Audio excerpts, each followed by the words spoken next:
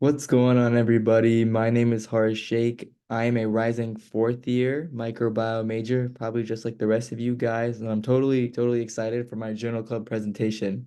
So, if you're wondering what I'm doing, my journal club presentation is on an article that is called The Human Gut Microbiome in Early Onset Type 1 Diabetes. Before I dive into it, I just wanted to say the significance of it to myself. I have a family background of type 2 diabetes. I know that's different from type 1 diabetes, but obviously, in essence, they're the same. They limit the amount of glucose that you're able to intake. And I wanted to learn more about that just because, I have that family connection and maybe potentially some of the findings that are found in this study can help maybe, I don't know, prevent type 1, type 2 diabetes in some sort of application. So moving on to my bluff statement or my bottom line upfront statement. This statement is understanding how the gut microbiome differs in children who develop early onset type 1 diabetes compared to those who don't can lead to early diagnostic markers in novel therapeutic strategies. This study identifies specific microbial patterns associated with type 1 diabetes, highlighting the gut microbiome's potential role in the disease's development and progression. Understanding the gut microbiome is important in early onset type 1 diabetes because, for those of you who do not know, type 1 diabetes is a chronic autoimmune condition where the immune system attacks insulin producing cells in the pancreas, and this autoimmune condition affects children and young adults. This condition is rising globally, and because of this, we need to be able to understand its cause and further develop preventative measures. And another thing is the gut microbiome is also key to the immune system. The gut microbiome is crucial plays a crucial role in the immune system through its development and regulation. Studying these changes in the microbiome can potentially provide insight into the disease mechanisms and potential interventions. So the research question that the researchers are trying to solve is how does the gut microbiome composition differ in children who develop early onset type 1 diabetes compared to those who do not? So, diving a little more into some background information, as we know, the gut microbiome consists of trillions of microorganisms, which include bacteria, viruses, which aren't technically microorganisms, but do live inside of you, fungi, and other microbes. These reside in the digestive tract they play an essential role in digestion, nutrient absorption, and immune system regulation. So specifically when it comes to the immune system, the gut microbiome is absolutely crucial for the development and maintenance of the immune system. It helps train the immune system to be able to distinguish between harmful and harmless certain entities and reduces autoimmune responses. Something known as dysbiosis, which many of you may not know what that means. It is a microbial imbalance and has been linked to various autoimmune diseases, including Crohn's disease, ulcerative colitis, and rheumatoid arthritis. These altered microbiome compositions can lead to immune dysregulation and increased inflammation, and this will further develop these diseases. In previous studies that had been conducted prior to this one, as a whole, it has shown that individuals from autoimmune diseases often have distinct gut microbiome profiles as to when it is compared to a healthy individual. These differences can include reduced microbial diversity and changes in the bacterial taxa that is in someone's microbe or in their gut microbiome. When looking specifically at type 1 diabetes, there is a cohort study conducted by several researchers in the past prior to this study, and it was conducted in 2015, about 3 years before, and it explored the gut microbiome in infants and found a trend between unique composition and type 1 diabetes development. And although this was a very groundbreaking study, it found these findings are quite inconsistent at the point where the relationship between the two seems unclear. This is because there's gaps in knowledge where we only see snapshots of the microbiome at a certain point in time, and there needs to be a longitudinal study showing the evolution of the microbiome composition over time. Basically, longitudinal is something that takes place over the course of time, maybe several years, several months.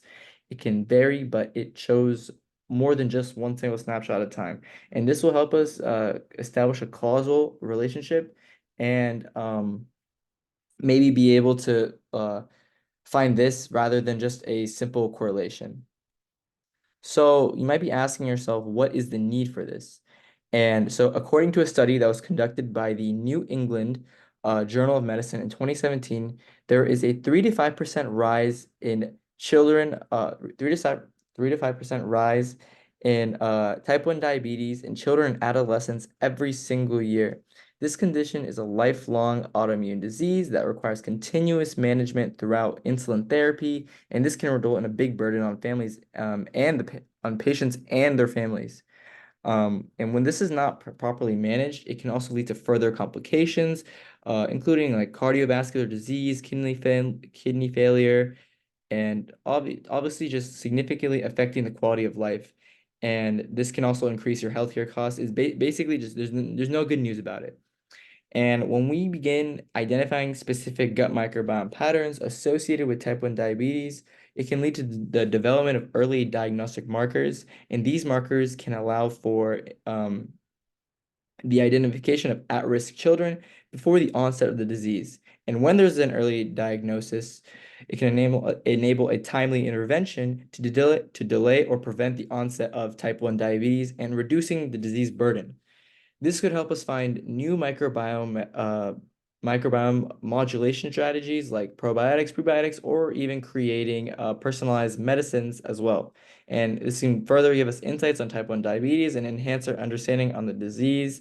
The disease is what's called pathogenesis and targets therapy and potentially be a way to apply to other autoimmune diseases. So now that we're through the background, now we're diving into the actual article in plain language. Basically, the primary aim of the study was to determine specific gut microbiome patterns in children who develop to early onset type 1 diabetes, compared to those who do not develop disease. By identifying specific microbial patterns, they hoped to uncover potential biomarkers for early diagnosis and shed light on the microbiome's role in the disease process. So looking into the methodology, the way that they use their sequencing technology in this study is that they use 16S rRNA gene sequencing, which some of you may know because we are learning about this currently in this class. But if you don't know, this technique was used to identify and quantify bacterial taxa that was present in the stool samples. They're collected through stool samples, if that's not clear, and it targets the 16S ribosomal RNA gene, which is as many of you may know, a highly conserved region in the bacterial genomes and allows for classification of bacteria at various different taxonomic levels. They also utilize what's called the shotgun metagenomic sequence, and this method provides a comprehensive analysis of genetic material in the samples. Basically, it's different from the 16S sequencing because only identifies certain bacterial genomes, but this one it identifies all DNAs present and it gives insights into the functional potential of the microbiome, so we have a much clearer understanding. So also along with that, we also want to understand like the actual like what's the population of the sample. So the data was utilized from a group called or from a study called TEDdy, which stands for the Environmental Detriments of Diabetes in the Young. This is a study, and it was a large multinational cohort study which is designed to identify environmental factors that are associated with type 1 diabetes. This cohort included children that were at high risk for type 1 diabetes. And as a matter of fact, since most of you guys are microbiology majors, many of you may know Dr. Eric Triplett, and he himself was a co-author of this paper, which is pretty interesting. So the way the sample collection process worked was that stool samples were collected from children at multiple points from times of infancy to early childhood. This longitudinal sampling allowed researchers to track the changes in the gut microbiome over time. And from there, the genomic DNA was extracted from the stool samples using standardized protocols to ensure the consistency and reliability of the analysis. And this extracted DNA was then sequenced with both shotgun and 16S rRNA gene sequencing. These would provide data on the microbial composition and functional potential. So the methods that they used to analyze was, so in order for them to ensure reliable results, the study utilized both comparative analysis and advanced statistical methods. Comparative analysis allowed us to directly compare the gut microbiome composition and functional profiles of children who develop type 1 diabetes to those who do not. And this helps us identify specific microbial patterns associated with the disease. Advanced statistical analyses such as abundance testing and correlation analyses were employed to validate these findings and ensure the observed differences were what's called statistically significant. Some of you may remember that from statistics, which means, it's basically self-explanatory, and nothing happens due to random variation. There's a statistical explanation behind it. And these, like, overall, yeah, these methods just provide a comprehensive approach to understanding the role of the gut microbiome in type 1 diabetes. So now getting into the actual important part of this entire presentation of the study, we have to look deep into the results.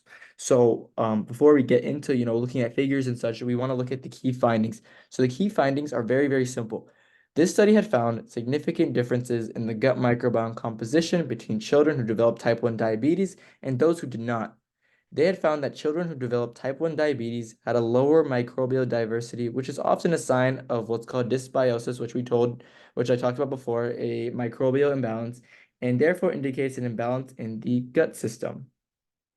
When you want to, what specific changes that happened in the gut microbiome, there was a decreased abundance of a certain bacterial species that are considered beneficial. These are known as Bifidobacterium and Faecalibacterium. Dr. Aarons, correct me if I'm wrong. And then there was an increased abundance of pathogenic bacteria, which are known as bacteroids and Clostridium. So now diving into these actual figures, what we can look at right now is that this figure right here, it represents, basically you can see how the healthy controls, which are represented by the circles and samples that are collected over time. I might have not made this clear. This figure 1A focuses on the timing of the sample collection and the key events in the participants' development. You can see right over here with my mouse. So you can see the healthy controls, which are represented by circles and samples that are collected over time. They're circles. Then there's what's called seroconverted individuals. Seroconversion is the time between exposure to a virus or any other kind, like a virus or any of these kind of like bacteria, and is the time between the exposure to a virus and when antibodies show up in your blood. And these subjects may be soon with type 1 diabetes in the future, but that's always not 100% certain because of the immune response. And they're represented by the transition from circles to these diamonds.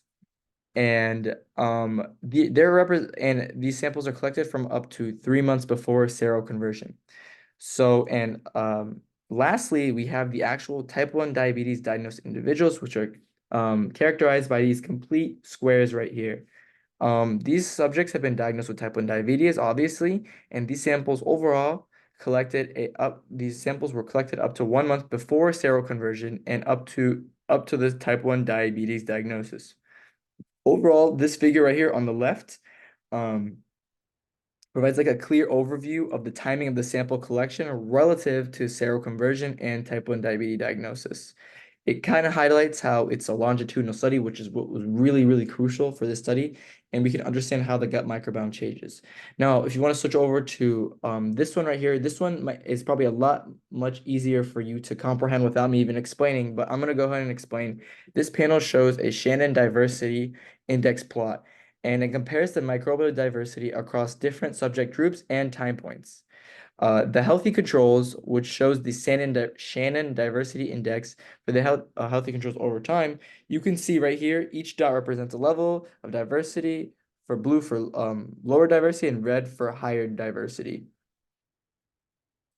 Anyways, Seroconverted individuals who have not been diagnosed with type 1 diabetes shows a visible change in diversity compared to healthy controls. And lastly, when it comes to the actual type 1 diabetes group, you can see that there's a noticeable reduction in microbial diversity compared to the healthy controls and those who have only seroconverted. This helps you get a good glimpse of the longitudinal changes in the gut microbiome over time and how there is a noticeable reduction from healthy to seroconverted to type 1 diagnosed. So moving on to figure 3, I skipped figure 2. This one is a lot more comprehensive as well compared to the others. So this one basically um, it kind of gives a lot more like helps us make a much better functional analysis, and it shows the differences in short fatty acid production and metabolic pathways in type 1 diabetes cases versus controls. So these short chain fatty acids that are showed um, right about here on the right, you can see there the short chain fatty acids are synthesized by the help of these enzymes. So they're not shown specifically in here, but the enzymes are what help synthesize them. So if you want to look at this, what's called a heat map, you can see that there's changes in the gut microbiome over the first 2 years of life.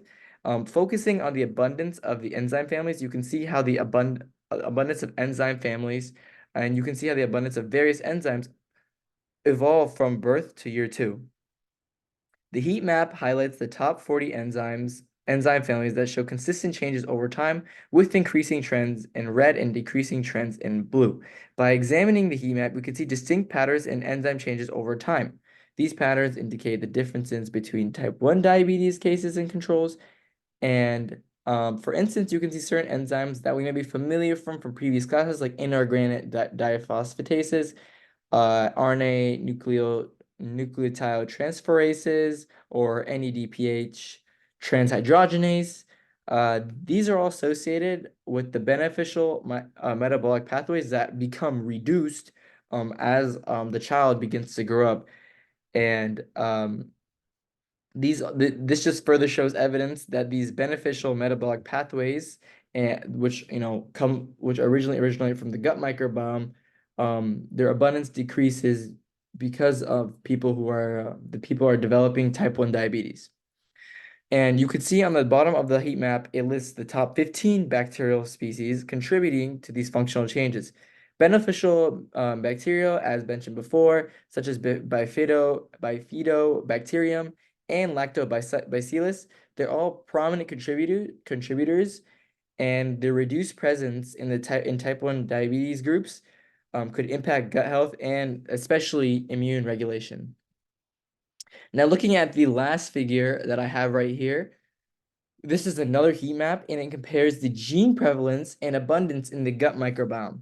During breastfeeding and after weaning of children with type 1 diabetes, compared of type 1 diabetes compared to those without, the color scale indicates gene prevalence in shades of green, as you can see on the left, and the darker green representing a higher prevalence with the gene abundance in the shades of blue and blue to red, with the blue being low and red being high. This figure kind of characterizes the strains of Bifidobacterium longum, and it's a beneficial bacterium commonly found in the gut of breastfed infants, and is best known for its probiotic properties. So during breastfeeding, certain genes are highly prevalent and abundant, and they have a crucial role, in breast milk, as that's what babies are drinking during breastfeeding. So for example, the gene B7GNP2, as you can see right here, it encodes for mandylate racemase muconate, and it's involved in the metabolism of aromatic compounds. Similarly, B7GNQ1, a glycosyl hydrogenase, plays a key role in breaking down complex sugars in breast milk. So after weaning, which is after breastfeeding, we observe significant shifts in the gene prevalence abundance, like the genes like B7GNP2 and B7GNQ8. As you can see, these two right here. They're prominent during breastfeeding, but what happens once the weaning occurs, you can see a decrease in prevalence and abundance, and it reflects the transition of solid foods. Um, and these changes can kind of highlight the dynamic nature of the gut microbiome as it adapts to dietary transitions. The functional adaptation of the microbiome during these critical periods could influence the development of the immune system and potentially the risk of type 1 diabetes. Any and additional findings and analysis from the results, we see from doing a functional analysis that they did, it revealed that there's not only a compositional dysbiosis in the gut microbiome of type 1 diabetes cases, but there's also a functional dysbiosis. And what this means, and it can be a little confusing, what this means basically is that in addition to having an altered composition of bacterial species in the gut microbiome, the metabolic activities are also altered and disrupted in the gut microbiome. So, for example, the short chain fatty acid production, the reduced short chain fatty acid production can can weaken the gut barrier and increase gut permeability. And because of this, this can promote inflammation, and all of which can contribute to the autoimmune processes underlining type 1 diabetes. So basically, this highlights how the metabolic imbalances in the gut microbiome can play a critical role in the development of the disease.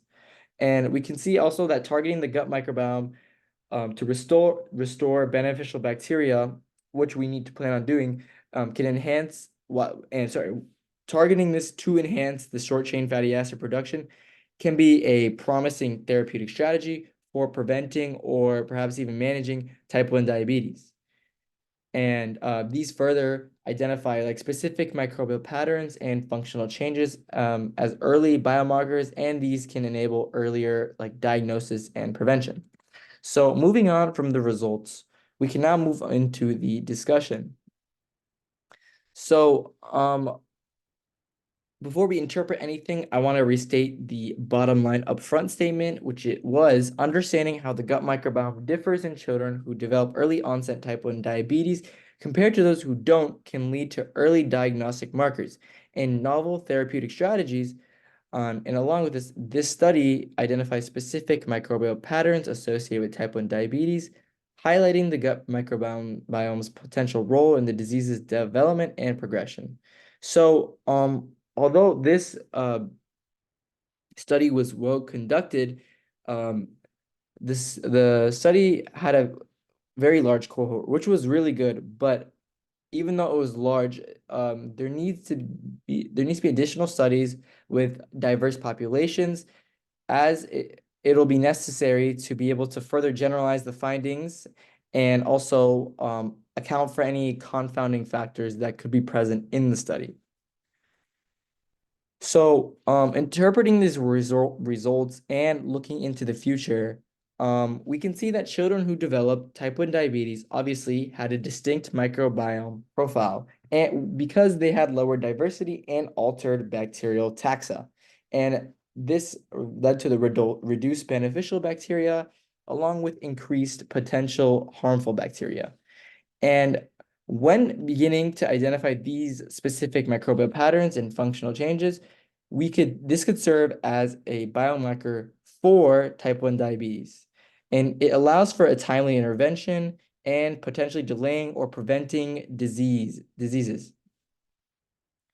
We can further implement these therapeutic strategies such as dietary interventions, probiotics, prebiotics. This is already like something that we may already try to do, but if we implement these early onset type 1 diabetes, we can help restore a healthy gut microbiome, and it can be a promising strategy to prevent or manage type 1 diabetes.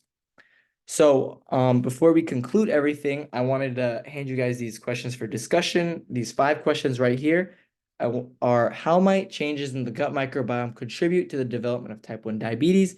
What are the potential mechanisms linking gut microbiota to autoimmune responses in type 1 diabetes? How can this research be translated into clinical practice for early diagnosis and treatment? What are the limitations of this study, and how could they be addressed in future research? And what role does diet and environment play in shaping the gut microbiome and its link to type 1 diabetes? These are questions to think about and to answer after watching this presentation. Now, wrapping this up, in conclusion, this study highlights the profound impact of the gut microbiome on the development of type 1 diabetes. The insights that were gained from this research paved the way for new diagnostic tools, therapeutic and strategies, and other mechanisms that could transform how we approach and prevent type 1 diabetes, also managing it as well. By continuing to explore the relationship between the gut microbiome and autoimmune diseases, we can unlock new possibilities for improving human health and well-being, and overall just, improve the well-being of all the people who could potentially be diagnosed with type 1 diabetes, or we could even prevent it. Here are my references if you want to go ahead and take a look at those. And other than that, that is all. Thank you guys so much for listening to my presentation. Thank you.